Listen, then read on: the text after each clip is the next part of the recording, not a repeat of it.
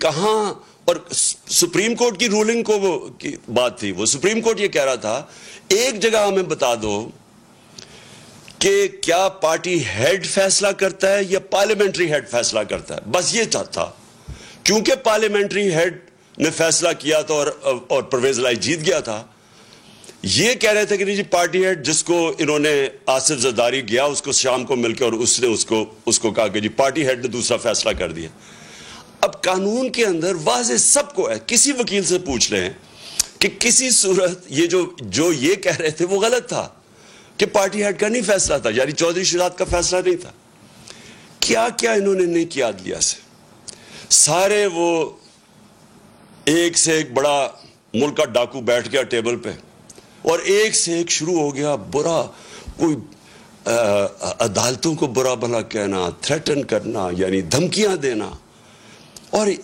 یہی تھا جب نواز شریف کے یہ جو مریم کے نام پہ یہ جو فلیٹ پکڑے گئے پینما میں، یہ تو بیرونی انکشاف ہوا تھا. پینما کے جب جج بیٹھے ہوئے تھے وہ ایک پوچھتے رہے کہ یہ بتا دو کہ پیسہ، آپ نے کہا ہاں ہمارے یہ 4 بڑے بڑے محلات ہیں، بس یہ بتا دو کہ پیسہ کدھر سے آیا خریدنے کا. وہ جواب نہ دیں، سارے دنیا کی جواب دیتے رہے. اور وہ یہ بات صرف یہ کہنے کی، یہ قانون کے اوپر سمجھتے ہیں اپنے آپ کو، یہ سمجھتے ہیں کہ یہ قانون صرف کمیوں کے لیے ہے، یہ صرف عام لوگوں کے لیے قانون ہے، ہم کوئی بہت ہی خاص چیز ہے جو قانون سے اوپر ہے. اور یہ سب سے بڑا مسئلہ ہے پاکستان کا. جب تک ہم ان بڑے بڑے مافیاز کو، یہ جو بڑے بڑے کارٹیلز بیٹھے ہوئے ہیں، مونوپولیز بیٹھی ہوئی ہیں، یہ جو مل کے قیمتیں اوپر بٹھا، جس طرح شوگر مافیا بیٹھ کے اوپر چینی کی قیمت کر دیتا ہے، عوام کو پستا ہے،